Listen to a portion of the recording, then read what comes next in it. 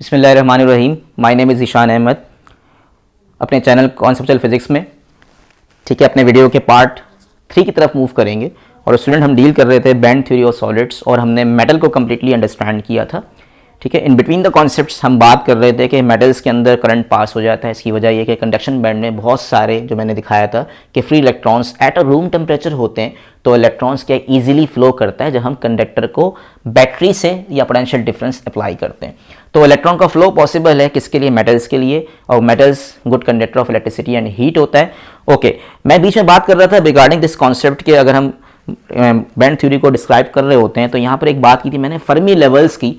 तो Fermi means मैंने बताया था इलेक्ट्रॉन होता है, तो वहाँ से ये वर्ड निकाला गया है। फर्मी एक साइंटिस्ट का नाम भी था, तो उसने अपने नाम के रिस्पेक्ट से इलेक्ट्रॉन्स का नाम के फर्मी मीन्स इलेक्ट्रॉन का नाम बोला था। तो फर्मी मीन्स एज इलेक्ट्रॉन्स होता है। तो यहाँ पर एक रेफरेंस लाइन ड्रॉ करते हैं।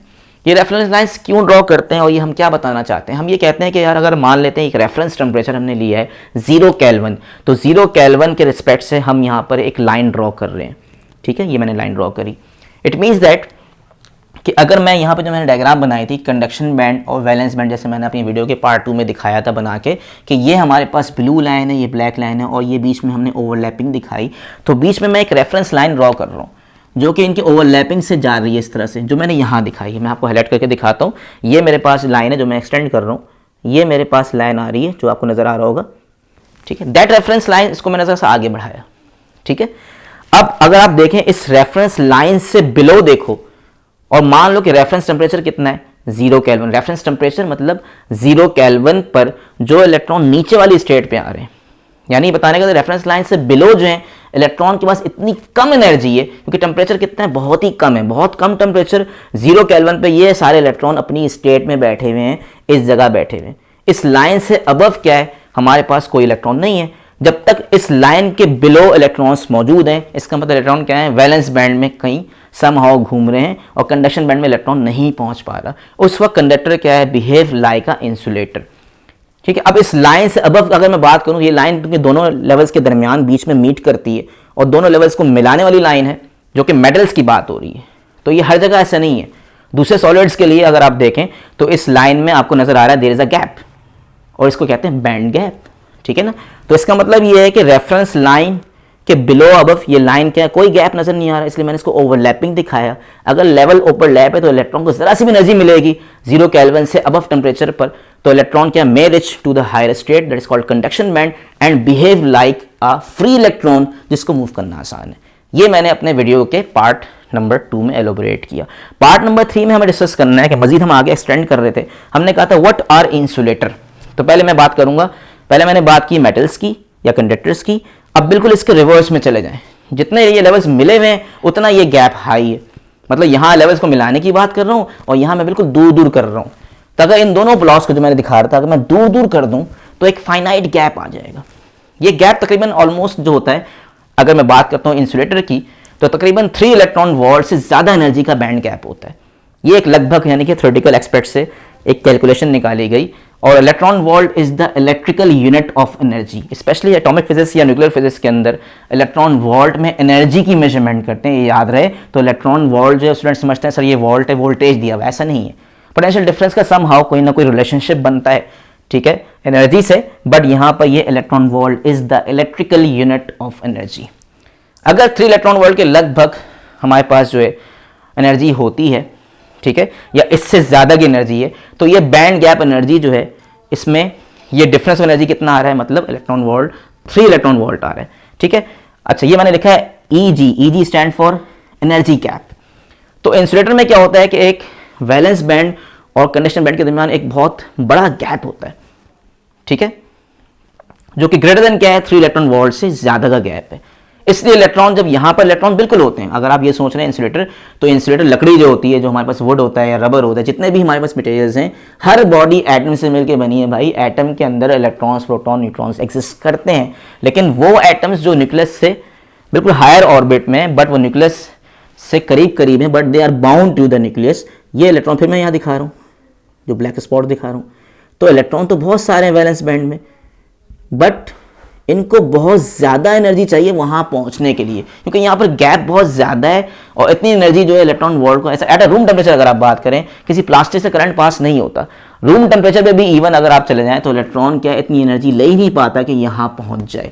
इसलिए बैंड गैप ज़्यादा होने पर या रूम टेम्परेचर पर इलेक्ट्रॉन को इतनी एनर्जी 3 इलेक्ट्रॉन वोल्ट एनर्जी मिल ही नहीं पाती है, इसलिए ये बैंड गैप ज़्यादा होने पर इलेक्ट्रॉन वहाँ नहीं पहुँच पाता। तो there is no electron reach at conduction band. ये बैंड हर वक्त प्लास्टिक रबर के लिए खाली रहता है, इलेक्ट्रॉन यहाँ पर एग्जिस्ट कर ही नहीं रहा, कोई फ्री इलेक्ट्रॉन यहाँ नहीं है, तो करंट पास नहीं होता। यही वजह है कि मेटल से करंट पास हो जाता है at a room temperature, but at a room temperature electron यहाँ से वहाँ नहीं पहुँचता क्योंकि गैप बहुत ज़्यादा है, तो इंसुलेटर डिफाइन होता है।